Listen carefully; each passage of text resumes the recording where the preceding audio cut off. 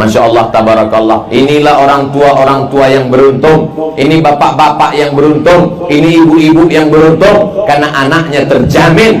Ibu tak bisa menjaga anak ibu dari handphone, gadget, sinetron, TV. Zaman saya dulu TV-nya tak banyak, cuman satu, TVRI. Hidup sampai siang hari Ahad, itu pun filmnya cuman Unyil, Usrip, Usro, Pak Ogah, Pak Raden. Tapi anak-anak zaman sekarang, dulu katanya parabola mengganggu, mengacau. Parabola habis masanya. Muncul sekarang internet. Kalau dulu ditunggu jam mainnya, sekarang bisa main kapanpun saja. Kalau dulu masih ada badan sensor film nasional, sekarang tidak pakai sensor. Kalau dulu ada komisi penyiaran yang mengawasi, kalau sekarang tidak pakai diawasi lagi. Asal punya duit, asal punya handphone, anak-anak tidak bisa kita larang. Jangan punya handphone, jangan beli handphone. Hari gini nggak punya handphone, apa kata dunia? Satu-satunya yang bisa menyelamatkan adalah pesantren. Makanya anak saya, keponakan saya wajib masuk pesantren. Anak saya, keponakan saya, anak adik saya, anak kakak saya, saudara saya, kalau mau selamat wajib masuk pesantren, karena kita tak dapat menjaga mereka. Jadi banyak orang terkadang menyepelekan anak pesantren. Kau di mana? Pesantren. Apa itu? Pelajarannya apa aja? Pelajarannya 24. Kau kalau masuk error kau langsung. Inilah anak-anak yang cerdas-cerdas, yang otaknya luar biasa. Maka ibu doakan mereka dari jauh, Bu. Malam-malam doakan mereka. Untuk anakku Al-Fatihah, bacakan Yasin supaya mudah dia menghafal. Barokah surat Al-Fatihah, barokah Yasin, barokah sholawat. Bukakan pintu hati anakku ya Allah. Jangan kasih dia makan riba, jangan kasih dia makan haram, jangan kasih makan duit korupsi, karena dia berat perjuangannya di sini.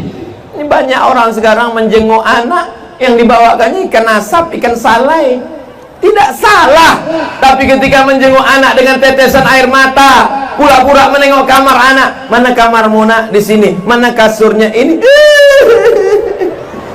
Nengok kasur tipis, nangis.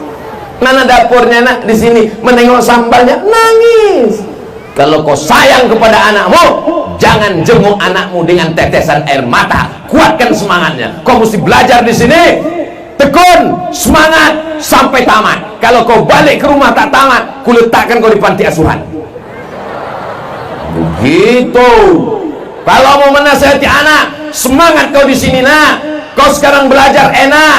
Di sana mereka jual tisu di lampu merah, menjadi tontonan orang mengamen demi cari duit.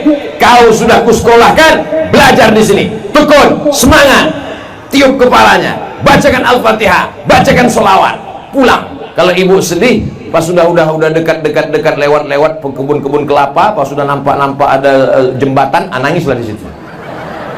Jangan nangis di depan dia. Kalau nangis di depan dia nanti mau pulang. Begitu juga dengan anak-anakku. Kalian bukan anak yang dibuang, kalian bukan anak angkat, kalian bukan anak adopsi, kalian bukan anak yang didapati dalam kardus saat emak kalian pulang dari pasar waktu belanja. Kalian anak kandung mereka. Kalian adalah buah hati belayan jiwanya. Tanda dia sayanglah maka dimasukkannya kalian ke PKP. Orang tua yang sayang bukan orang tua yang belikan sepeda motor lalu semuanya dibuang, speedometernya dibuang, lampu sein kanan kirinya dibuang, tengah malam tak nampak, nabrak listrik, mati. Orang tua yang sayang dengan anak bukan orang tua yang membelikan mobil, dikasih rumah, dikasih kamar, tidak dikontrol, dikasih uang, pacaran, berzina, narkoba, mabuk, sakau, ngelem. Orang tua yang sayang, orang tua yang memasukkan anaknya ke PKP Al-Hidayah. Jadi jangan kalian sore-sore menjelang tenggelam matahari tiba-tiba pergi ke bawah pokok-pokok kayu. Ditanya kawan, kau mau nengok hilal ya? Enggak, aku mau nangisi nasibku, kenapa aku terbuang kemari. Tapi alhamdulillah, melihat dari raut wajah tatapan mata anak-anakku, semua di PKP Al-Hidayah ini semuanya happy. Betul? Are you happy today? Hal antum mabsutuna? Apakah kalian betah di sini? Betah. Masya Allah, tabarakallah. Bahaya Ustaz nih kalau sering-sering ceramah di sini. sedekah durian 20.000 sebulan. 20.000 yang dikirimkannya kepada Badan Amil Zakat Nasional Provinsi Jambi. Maka sesungguhnya dia sudah menolong agama Allah Subhanahu wa ta'ala. Betul? Anak-anak tak usah cerita zakat dulu, kalian hidupnya masih subsidi dari orang tua. Yang penting kalian belajar aja serius. Selesai ini kalian tamat dari PKP Al-Hidayah, lanjutkan S1, habis 1 S2, habis 2 S3. Yang tak mau S2 S3 langsung kerja silakan. Mau jadi polisi silakan, mau jadi tentara silakan. Tiba-tiba di antara kalian ini ada yang jadi Kapolres nanti. Amin. Selama ini masjid itu kosong, tak ada yang azan, tak ada yang jadi imam, kotor, WC-nya bau. Tapi begitu kalian jadi Kapolres, langsung masyarakat terkejut mendengar suara azan. Allahu Akbar, Allahu Akbar. Siapa itu Kapolres? Kalau orang biasa azannya lembut, Allahu Akbar, Allahu Akbar. Jamaah pun menjawab Allahu Akbar. Tapi kalau kalian masuk polisi, basicnya pesantren, Allahu Akbar, Allahu Akbar, kata jamaah siap. Tapi badan mesti sehat. Gimana mau jadi polisi? Gimana mau jadi tentara? Gimana mau jadi angkatan udara? Gimana mau jadi angkatan laut? Itu maka kawan-kawan kalian yang ikut tapak suci dengan silatnya, kalau mereka ikut tes polisi tentara, lulus apa tak lulus? Lulus. Siap, kata komandan. Ya. Siap. Ini ikut tes mau jadi tentara. Siap. Siap. Asik anak lajang TikTok joget tak tentu arah. Siapa yang bisa menyelamatkan itu? Jadi banyak orang bingung mau olahraga apa. Tapi di PKP Al-Hidayah, mau main futsal ada, mau main sepak bola ada, mau berenang, ntar lagi kolam siang, mau berkuda ada. Alimu auladakum as-sibahah war-rimayah, ajarkan anak kamu sibahah, berenang, war-rimayah, dan memanah. Bisa kamu mana? Bisa pak. Mana apa? Mana anak-anak hati anak bapak. Ilaha illallah. Aku tembak aja kepalanya. Memanah inilah. Sahabat Nabi itu memanah. Apa kata Nabi mendoakan dia? Allahumma saddid sahmahu, tepatkanlah anak panahnya ya Allah. Saya kan tak ada aja, kalau ada saya praktekkan. Mana? Berkuda. Nabi Muhammad SAW mendapat wahyu umurnya 40, berdakwah di Makkah 13 tahun, 40 tambah 13 53 tahun, hijrah ke kota Madinah, sampai di Madinah 2 tahun, perang Uhud, perang Badar, tahun kedua hijrah, tanggal 17 Ramadan, hari Jumat 17 Ramadan, umurnya 55 tahun, naik kuda dari kota Madinah ke Badar 150 km, umur 55 tahun, naik kuda, panglima perang. Itu Nabi Muhammad SAW. Umat Muhammad sekarang umur 55 tahun, bawa map, ngurus pensiun dini. Umur 55 tahun, umur umat Nabi Muhammad yang umurnya sekarang 55 tahun, medical check up, cek dari ujung kaki sampai ujung rambut, naik ke otak, sudah meninggalkan dunia hitam. Apa itu? Uban. Periksa jantung, koroner. Periksa napas, sesak napas. Periksa kaki, asam urat. Semua penyakit bersarang di tubuh. Tapi insya Allah anak-anakku di PKP Al-Hidayah sehat-sehat semua insya Allah. Amin. Mau futsal ada, mau sepak bola ada, mau tenis ada, mau badminton ada. Yang tak tahu mau olahraga apa, keliling-keliling aja, lari tumbang.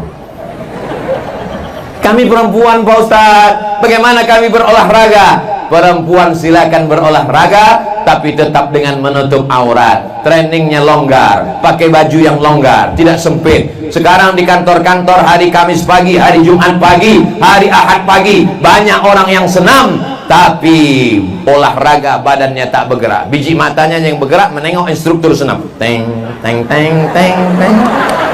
Di dalam tubuh yang sehat terdapat otak yang kotor. Jadi kalau ada orang mengatakan anak pesantren itu lemah, lesu, letoy, lunglai, penyakitan, gatal-gatal, ngantuk, bawaannya mau mati, itu bukan PKP Al-Hidayah, itu pesantren aliran sesat di planet Mars. Anak-anakku yang sekarang kalian duduk merupakan yang paling bawah. Di atas ini pentas, di atas pentas karpet, di atas karpet karpet lagi, pakai atap cantik, indah, kipas angin, makanan, kue-kue. Kalian sekarang yang paling rendah, tapi sampai masanya akan berbalik. Kalian yang di bawah duduk beralaskan rumput, duduk beralaskan karton, kartonnya pun basah pula. Sampai masanya nanti tu'izzu man tasha wa tuzillu man tasha. Tu'izzu man tasha, siapa yang kau kehendaki akan kau naikkan ke atas. Maka sampai masanya nanti kalian yang akan naik ke atas, dan yang di atas ini akan turun ke bawah, masuk ke liang lahat. Tengok adab anak-anak nih, tak ada satupun mereka yang ketawa, mereka diam. Coba kalau di tempat lain, nanti kalian akan naik ke atas, yang di atasnya akan mati. Apa kata mereka? Mampu. Tapi mereka hormat, karena mereka tahu ini adalah tamu pesantren, mereka tahu ini adalah para guru, mereka tahu ini adalah tokoh masyarakat. Sampai masanya, kalau hari ini kalian kelas 1 sanawiyah, hari ini kalian kelas 1 SMP, tahun 2022, saat Abdul Somad datang ke PKP Al-Hidayah pada peringatan Harlah yang ke-43, umur kalian 11 tahun, 12 tahun, kelas 1 sanawiyah 3 tahun, aliyah 3 tahun, kuliah 4 tahun. 2022 kalian kelas 1 sanawiyah, 2032 kalian sudah selesai S1, lulus PNS, berkarir, kepala dinas, kepala badan, kepala kantor, berkepala maupun tak ada kepala. Kalian pula saat ini kelas 1 sanawiyah 2022, 2023, 2032, maka ada di antara kalian yang mendapatkan beasiswa dari Harvard University, dari Sorbonne Paris Prancis, dari Cambridge University, dari McGill Kanada. Kenapa Ustaz tak menyebut Al-Azhar Kairo? Kenapa Ustaz tak menyebut Ummul Qura Makkah? Karena dari pesantren pergi ke Timur Tengah biasa.